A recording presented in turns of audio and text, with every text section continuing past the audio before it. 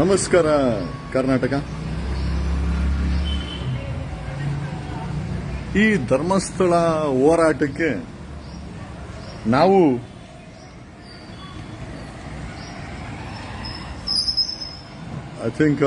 ಧರ್ಮಸ್ಥಳ ಹೋರಾಟಕ್ಕೆ ನಾನು ಗುರುತಿಸಿಕೊಂಡಿದ್ದು ಒಂದಷ್ಟು ಧರ್ಮಸ್ಥಳದ ಘಟನಾವಳಿಗಳನ್ನು ಸ್ಟಡಿ ಮಾಡಿಕೊಂಡು ರಿಸರ್ಚ್ ಮಾಡಿ 1944 ಕುವೆಂಪು ಅವರು ಧರ್ಮಸ್ಥಳದ ಬಗ್ಗೆ ಒಂದು ಬುಕ್ ಬರೆದಾಗ ಅವ್ರ ಮೇಲೆ ಒಂದು FIR ಆಗುತ್ತೆ, ಕಾನೂನು ಕ್ರಮ ಆಗುತ್ತೆ ಅವ್ರ ಮೇಲೆ. ತದನಂತರ ಧರ್ಮಸ್ಥಳದ ವಿಚಾರ 1984ರಲ್ಲಿ ರಾಮಕೃಷ್ಣ ಹೆಗಡೆ ಅವರ ಅಸೆಂಬ್ಲಿಯಲ್ಲಿ ಡಿಸ್ಕಸ್ ಆಗುತ್ತೆ. ಅಸೆಂಬ್ಲಿಯ ನಡವಳಿಕೆಯಲ್ಲಿ ಇದು ಪ್ರಸ್ತಾಪ ಆಗಿದೆ ಧರ್ಮಸ್ಥಳದ ವಿಚಾರ. ಎರಡನೇ ಗವರ್ಮೆಂಟ್ ಡಾಕ್ಯುಮೆಂಟ್, ಒಂದು ಕುವೆಂಪು ಅವರು, ಎರಡನೇದು ಕುವೆಂಪು ಅವರು ಧರ್ಮಸ್ಥಳ ಅಂತ ಬುಕ್ಕೇ ಬರೆದಿದ್ದಾರೆ. They was a legal action against Kuvempu. ಎರಡನೇ ಘಟನಾ ಸರ್ಕಾರಿ ದಾಖಲೆ ಅಂತಂದ್ರೆ ರಾಮಕೃಷ್ಣ ಹೆಗಡೆ ಅವರ ಸರ್ಕಾರದಲ್ಲಿ ಧರ್ಮಸ್ಥಳದ ಬಗ್ಗೆ believe it are not a socialist, a reformer, an activist, ಯಾವ ವ್ಯಕ್ತಿ ರಾಮಕೃಷ್ಣ ಹೆಗಡೆ ಕರ್ನಾಟಕ ಲೋಕಾಯುಕ್ತವನ್ನ ಸ್ಥಾಪನೆ ಮಾಡಿದ್ರು ಅವರ ಸರ್ಕಾರದಲ್ಲಿ 1984ರಲ್ಲಿ ಧರ್ಮಸ್ಥಳದಲ್ಲಿ ನಡೆಯುತ್ತಿರುವ ಅನಧಿಕೃತ ನಡೆಗಳನ್ನ ಮತ್ತೆ ಅಲ್ಲಿ ನಡೆಯುತ್ತಿರುವ ಒಂದಷ್ಟು ಕೊಲೆಗಳು, ರೇಪ್ಗಳಾಗಿರ್ಬೋದು, ಅದರ ಬಗ್ಗೆ ಪ್ರಸ್ತಾಪ ಆಗುತ್ತೆ. 1991ರಿಂದ 2014ರವರೆಗೂ ಲಂಕೇಶ್ ಮತ್ತೆ ಗೌರಿ ಲಂಕೇಶ್ ಅವರ ಪತ್ರಿಕೆಗಳಲ್ಲಿ ಸತತವಾಗಿ ಧರ್ಮಸ್ಥಳದ ಬಗ್ಗೆ ಪ್ರಸ್ತಾಪ ಆಗುತ್ತೆ. 2016ರಲ್ಲಿ ಇದೇ ಸಿದ್ದರಾಮಯ್ಯ ನಿದ್ದೆ ಮಾಡ್ತಾ ಇದ್ದಾರೆ, ಯಾವ SITಯನ್ನ ಕಾಂಗ್ರೆಸ್ ಸರ್ಕಾರ DK ಶಿವಕುಮಾರ್ ಬಳಸ್ಕೊಂಡು ಮಣ್ಣಾಕಿ ಮುಚ್ಚಬೇಕು ಅಂತ ಪ್ರಯತ್ನ ಮಾಡ್ತಾ ಇದ್ದಾರೆ. ಇದೇ ಸಿದ್ದರಾಮಯ್ಯ 2016ರಲ್ಲಿ MLC ಉಗ್ರಪ್ಪನವರ ಕಮಿಟಿಯನ್ನು ರಚನೆ ಮಾಡಿದಾಗ ಹೆಣ್ಣು ಮಕ್ಕಳ ಮತ್ತೆ ಮಕ್ಕಳ ಮೇಲೆ ದೌರ್ಜನ್ಯ ನಿಷೇಧ ರಿಸರ್ಚ್ ಕಮಿಟಿನಲ್ಲಿ ಉಗ್ರಪ್ಪನವರ ಅಧ್ಯಕ್ಷರಾಗಿದ್ರು. ಸುಮಾರು 700 ಪುಟಗಳ book, I got it from ಸರ್ಕಾರದಿಂದ ತಗೊಂಡೆ ಅದನ್ನ ನಾವು. We have studied it. ಸುಮಾರು 7 ಪೇಜ್ಗಳ ಬಗ್ಗೆ ಧರ್ಮಸ್ಥಳದಲ್ಲಿ ನಡೀತಾ ಇರುವಂತಹ ಕೊಲೆಗಳ ಬಗ್ಗೆ, ಆಗಿರುವಂತಹ ಕೊಲೆಗಳು, ನಾಪತ್ತೆಗಳ ಬಗ್ಗೆ, ಅತ್ಯಾಚಾರಗಳ ಬಗ್ಗೆ ಇದೇ MLC ಉಗ್ರಪ್ಪನವರ 700 ಪೇಜ್ ಬುಕ್ಲೆಟ್ ಅಲ್ಲಿ ಸರ್ಕಾರ ಅದನ್ನ ರಿಸೀವ್ ಮಾಡ್ಕೊಂಡಿದೆ. The study report from MLC Ugrappa, ನನ್ ಅದರ್ ದನ್ ಕಾಂಗ್ರೆಸ್. ಇಷ್ಟು ದಾಖಲೆ ಸಾಲದ? ಧರ್ಮಸ್ಥಳದಲ್ಲಿ ಸಾಕಷ್ಟು ಸಮಸ್ಯೆಗಳಿದೆ, ಅಲ್ಲಿ ಸಾಕಷ್ಟು ಜನ ಕಾಣೆಯಾಗಿದ್ದಾರೆ, ಅಲ್ಲಿ ಪೊಲೀಸ್ ರಿಪೋರ್ಟ್ ಇದೆ. We have police report stating that ಎಷ್ಟು ಜನ ನಾಪತ್ತೆ ಆಗಿದ್ದಾರೆ, ಎಷ್ಟು ಜನ ಅನ್ಯಾಚುರಲ್ ಡೆತ್ ಆಗಿದೆ, ಪೊಲೀಸ್ ರಿಪೋರ್ಟ್ ಇದೆ. ಗ್ರಾಮ ಪಂಚಾಯತಿನಲ್ಲಿ ಸುಳ್ಳು ರೆಕಾರ್ಡ್ಗಳನ್ನು ಸೃಷ್ಟಿ ಮಾಡಲಾಗಿದೆ.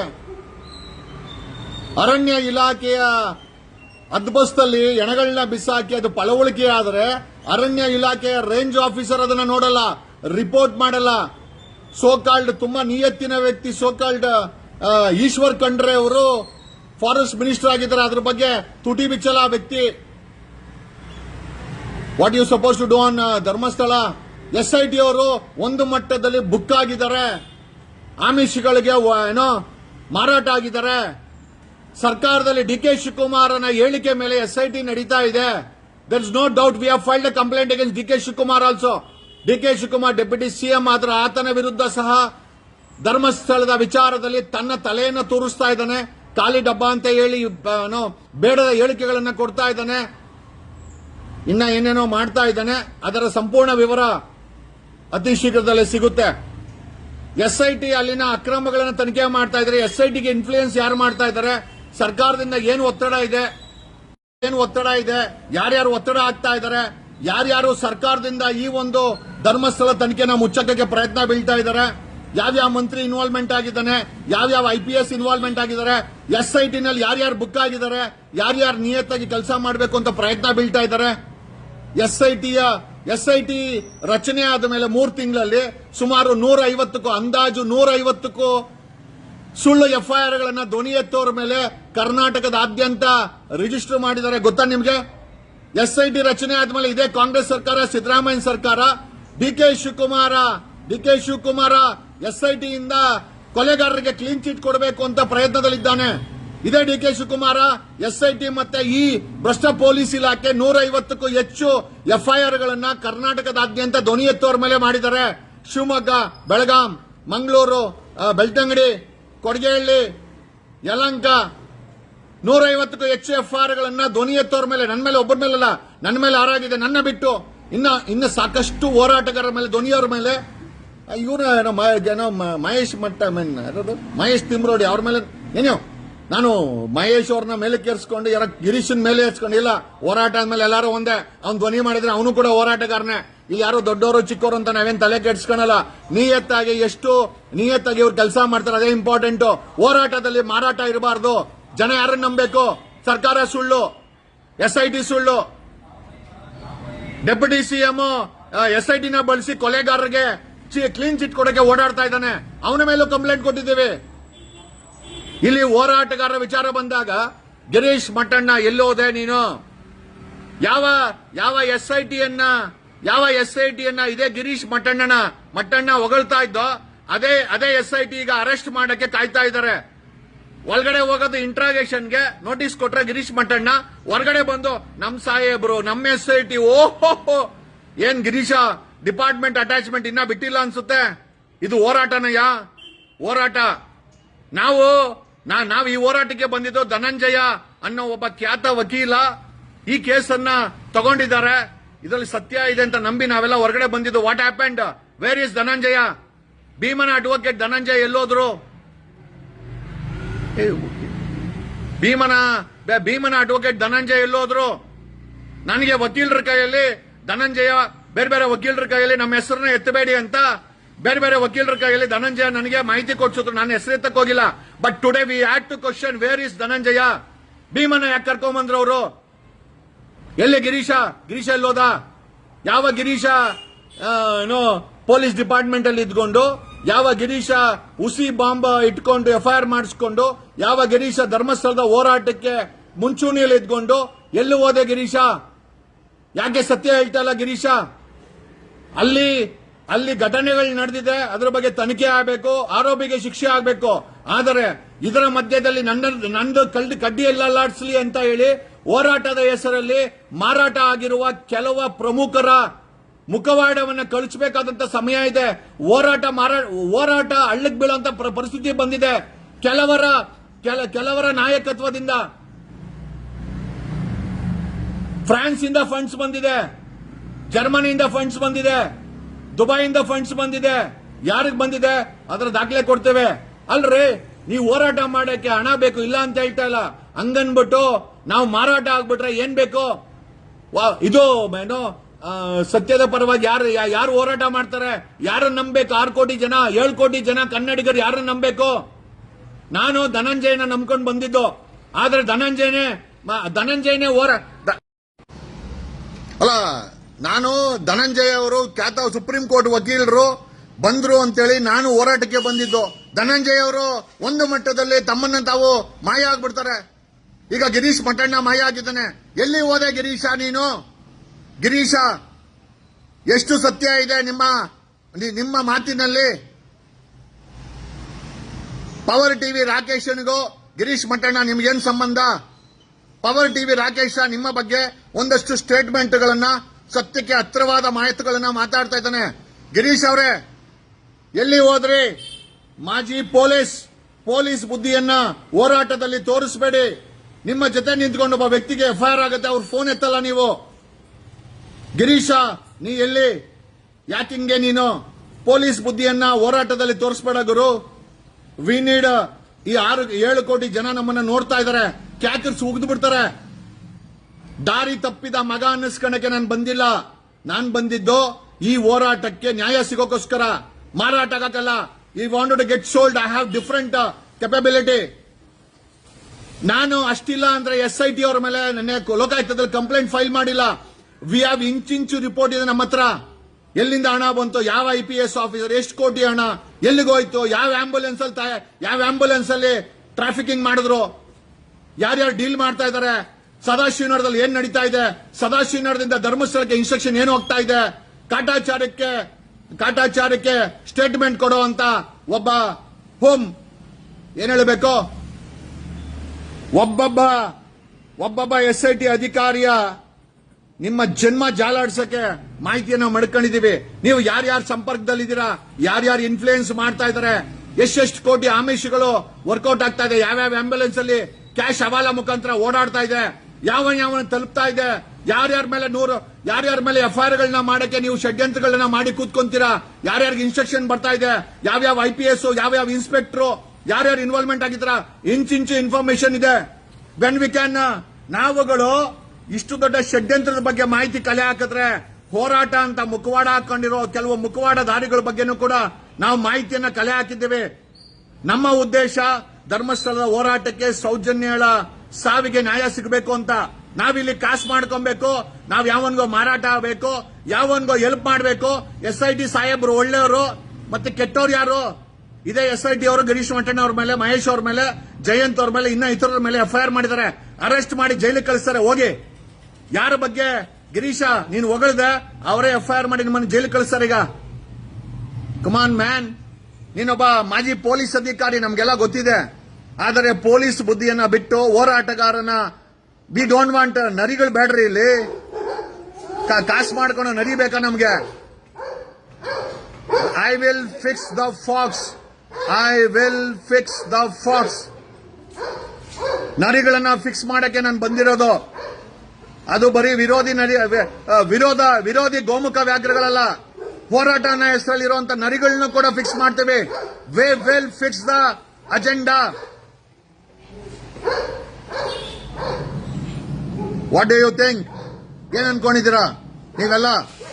7 ಕೋಟಿ ಕನ್ನಡಿಗರು ದಡ್ರ, 7 ಕೋಟಿ ಜನ ನಮ್ಮನ್ನ ಚಪ್ಪಾಳೆ ಹೊಡೆಯೋರು, ಮೆಸೇಜ್ ಹಾಕೋರು, ಏನು ನ್ಯಾಯ ಕೊಡಿಸ್ತಾರೆ ಅಂತ ಹೇಳಿದ್ರು ದಡ್ರ ಅವರು. ಆತ್ಮವನ್ನ ಮಾರಾಟ ಮಾಡ್ಕೊಬೇಕು ಹೋರಾಟದ ಹೆಸರಲ್ಲಿ. ಮನ್ಸಾದ್ರೆ ಹೆಂಗ್ ಬರುತ್ತೆ? ಹೊರಗಡೆಯಿಂದ ಫಂಡ್ಸ್ ಬಿಜೆಪಿಯವರು ತಗೊಳ್ತಾರೆ, ಕಾಂಗ್ರೆಸ್ ಎಲ್ಲಾ ಪಕ್ಷದವರು ತಗೊಳ್ತಾರೆ. ಹೋರಾಟಗಾರ ಅಂದ್ಮೇಲೆ ಕನಿಷ್ಠ ನಿಯತ್ತಿರ್ಬೇಕಲ್ವಾ? ನಾನು ಹಣ ತಗೊಂಬೇಡಿ ಅಂತ ಯಾರಿಗೂ ಹೇಳಲ್ಲ, ಹಣ ಮಾಡಬೇಡಿ ಅಂತ ಯಾರಿಗೂ ಹೇಳಲ್ಲ. ಬಟ್ ಆ ತಗೊಂಡಂತ ಹಣಕ್ಕೆ ನಿಯತ್ತಿರ್ಬೇಕಲ್ವಾ? ಯಾರ್ಯಾರನ್ನ ಕತ್ಕೂಯ್ತೀರಾ? ಧನಂಜಯ ಅವ್ರನ್ನ, ಅಡ್ವೊಕೇಟ್ ಧನಂಜಯ ಅವ್ರನ್ನ ನಂಬ್ಕೊಂಡು ನಾನು ಹೊರಗಡೆ ಬಂದೆ. ನಾನು ಈ ಹೋರಾಟಕ್ಕೆ ಕಾಲಿಟ್ಟೆ. ಧನಂಜಯ ಒಂದು ಮಟ್ಟದಲ್ಲಿ ನಾಪತ್ತೆ.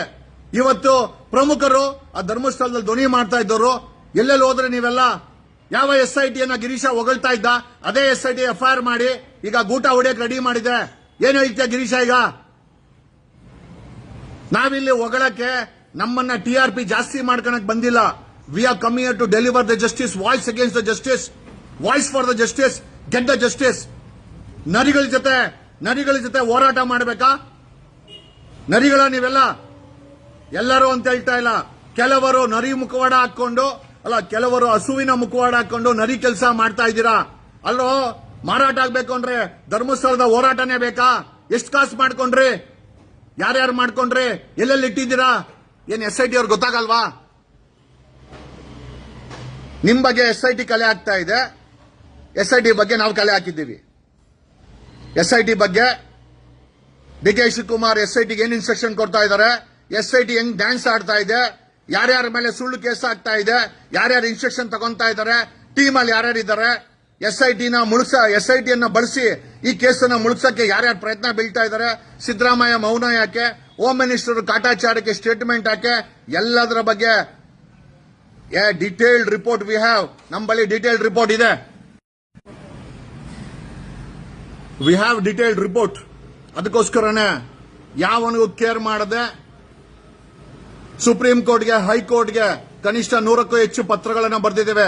ಇದೇ ಕರ್ನಾಟಕದ ಮುಖ್ಯಮಂತ್ರಿಗೆ SITಯ ನಡೆ ಬಗ್ಗೆ, ಅಲ್ಲಿ ನಡೀತಾ ಇರುವ ಅಕ್ರಮದ ಬಗ್ಗೆ SIT ತನಿಖೆ ಮಾಡೋದು ಬಿಟ್ಟು ದೂರು ಕೊಡೋರ ಮೇಲೆ FIR ಗಳನ್ನ ಹಾಕ್ಸುವಂತ ಕೆಲಸಕ್ಕೆ ಕರ್ನಾಟಕದ ಪೊಲೀಸರನ್ನ SIT ಅಧಿಕಾರಿಗಳು ಬಳಸ್ಕೊಂತ ಇದ್ದಾರೆ.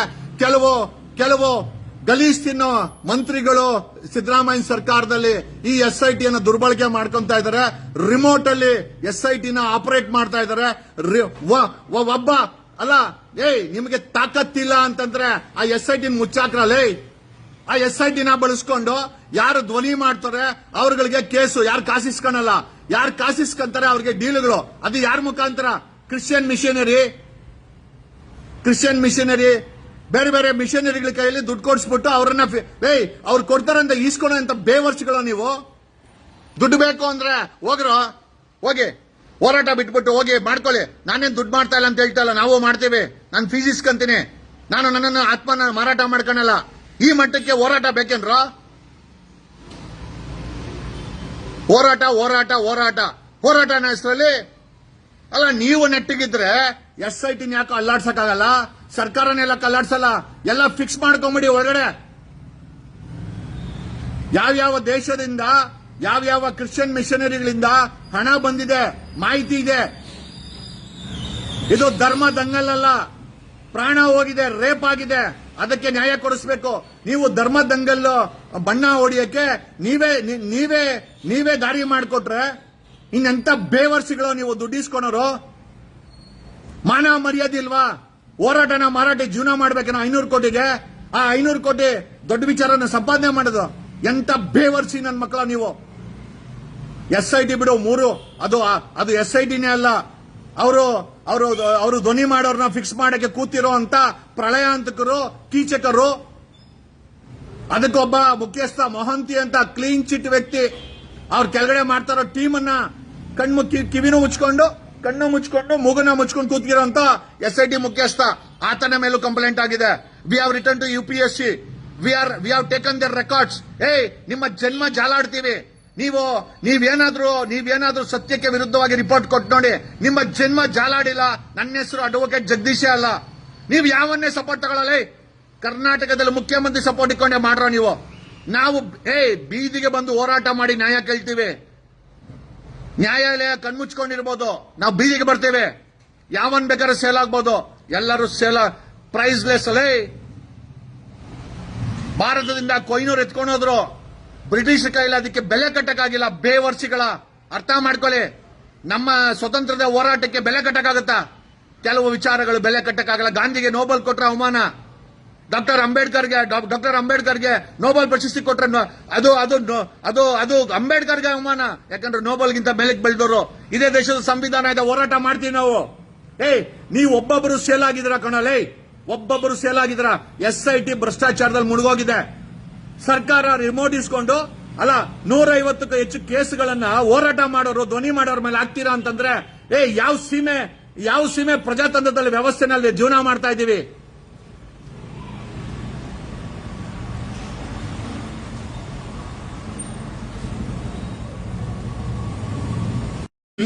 ಇಲ್ಲಿ ಯಾರು ಮಾರಾಟ ಆಗಿಲ್ಲ ಅಂತ ಕೇಳಿ. ಯಾರು ಮಾರಾಟ ಆಗಿದಾರೆ ನಿಮ್ಗೆಲ್ಲ ಗೊತ್ತಿದೆ. ಯಾರು ಮಾರಾಟ ಆಗಿಲ್ಲ ಅಂತ ಕೇಳಿ. That is the most important point. ಇದೇ ಬಾಲನ್ ಅವರು ಸುಪ್ರೀಂ ಕೋರ್ಟ್ ಹೋಗ್ತೀನಿ ಅಂತಂದ್ರು. ಯಾಕೆ ಹೋಗಿಲ್ಲ? ನಾನು ನಮ್ಮ ವಕೀಲರನ್ನೇ ಕೇಳ್ತೀನಿ. ಬಾಲನ್ ಸಾಕಷ್ಟು ಮಾಹಿತಿಗಳನ್ನ ಕೊಟ್ಟರು. ಮಾಹಿತಿಗಳು ಈ ಧರ್ಮಸ್ಥಳದ ವಿಚಾರದಲ್ಲಿ ಐ ವಿಲ್ ನಾಕ್ the doors of supreme court ಅಂತ ಬಾಲನ್ ಹೇಳಿದ್ರು. ಇದೇ ಬಾಲನ್ ಅವ್ರಿಗೆ ನಾನು ನಿಮಗಿಂತ ತುಂಬಾ ಚಿಕ್ಕವನು, ಸರ್ವಿಸ್ ಅಲ್ಲೂ ತುಂಬಾ ಚಿಕ್ಕವನು, 7 ವರ್ಷ ಪ್ರಾಕ್ಟೀಸ್ ಅಷ್ಟೇ ನಂದು. Mister senior advocate Balan, why did you make a statement that you will challenge this in the Supreme Court, and why haven't you gone? This is what Karnataka is asking. ಬರೀ ಮಾಧ್ಯಮಗಳಲ್ಲಿ statement ಕೊಡ್ಕೊಂಡು social ಮೀಡಿಯಾದಲ್ಲಿ ಪುಂಗೋದಲ್ಲ ಕೆಲಸ. ನ್ಯಾಯ ಕೊಡ್ಸೋದಕ್ಕೂ ಸಹ ನಮ್ ಕೆಲಸ. It is a primary duty of an advocate to give justice to the cause which we have taken. If you cannot, don't speak. ಮಾತಾಡೋ ಅವಶ್ಯಕತೆ ಇಲ್ಲ.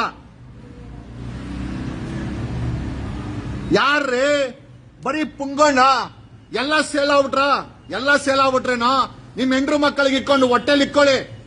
ಆ ಹೊಟ್ಟೆಲಿರೋ ಊಟ ವಿಷ ಆಗಿ ನಿಮ್ಮ ಬಾಯಿಗೆ ಲಕ್ವ, ನಿಮ್ಮ ಮೈಗೆ ಲಕ್ವ, ನಿಮ್ಮ ಕೈಗೆ ಲಕ್ವ ಹೊಡೆದೇ ಹೊಡಿತದೆ. ನಾವು ನೋಡ್ತೀವಿ. We will see. ನಮಗ್ ಗೊತ್ತು ರಾಜಕಾರಣಿಗಳು ಹೊಲ್ಸ್ಮುಂಡೆ ಮಕ್ಕಳು ಅಂತ. ಹೊಲಸ್ ತಿನ್ನೋರು ಹೋಗಿ ಪೊಲೀಸರು ಭ್ರಷ್ಟಾಚಾರ ಅನ್ಕೋಣ. ಮಿಕ್ಕಿದವರು ಎಲ್ರಿ ಹೋದ್ರು? ಧನಂಜಯ ಎಲ್ಲೋದ್ರು? Where is advocate Dhananjaya? Supreme court ಅಲ್ಲಿ ಪೆಟಿಷನ್ ಫೈಲ್ ಮಾಡುವಂತ ಬಾಲನ್ ಅವರು ಎಲ್ಲಿ ವಕೀಲರುಗಳು? Thank you. ಕರ್ನಾಟಕ ನೋಡುತ್ತಾ ಇದೆ. ನೋಡ್ಲಿ, ಕರ್ನಾಟಕ ಡಿಸೈಡ್ ಮಾಡುತ್ತೆ. ಪ್ರತಿಯೊಬ್ಬರ ಯೋಗ್ಯತೆ, ಇನ್ಕ್ಲೂಡಿಂಗ್ ನನ್ನ ಯೋಗ್ಯತೆನೂ ಕೂಡ ಕರ್ನಾಟಕನ ಡಿಸೈಡ್ ಮಾಡುತ್ತೆ. I am thankful. ನಾನು ನನ್ನ ಮನಸ್ಸಿನ ಭಾವನೆಗಳನ್ನ ಹೇಳಿದ್ದೀನಿ. ನನ್ನ ತಪ್ಪಿದ್ರೆ ನಮ್ಮನ್ನು ಕೂಡ ನೀವು ದೂಷಣೆ ಮಾಡಬಹುದು. ನಾನೇನು ಇದಕ್ಕೆ ಎಕ್ಸೆಪ್ಷನ್ ಏನಲ್ಲ. ಬಟ್ ಆದರೆ ಧರ್ಮಸ್ಥಳದ ಹೋರಾಟವನ್ನ ಮಾರಾಟ ಮಾಡಿಕೊಂಡು ಜೇಬು ತುಂಬಿಸ್ಕೊಂಡು ಬೇರೆ ಬೇರೆ ದೇಶಗಳಿಂದ ಕ್ರಿಶ್ಚಿಯನ್ ಮಿಷನರಿಗಳು ಬೇರೆ ಬೇರೆ ಮಿಷನರಿಗಳಿಂದ ಹಣವನ್ನ ಇಸ್ಕೊಂಡು ಹೋರಾಟ ಅಂತೇಳಿ SIT ಅಧಿಕಾರಿಗಳನ್ನ ಹೊಗಳ್ಕೊಂಡು ಅದೇ SIT ಅಧಿಕಾರಿಗಳಿಗೆ FIR ಮಾಡಿ ತಲೆ ಮರೆಸ್ಕೊಂಡ್ರು ಅಂತವ್ರಿಗೆ ನಾನು ಕೇಳೋ ಪ್ರಶ್ನೆ ಇದನ್ನೇ, ಧರ್ಮಸ್ಥಳದ ಹೋರಾಟನ ಅಥವಾ ಮಾರಾಟಕ್ಕೆ ಇಟ್ಟಿದ್ದೀರಾ? Thank you.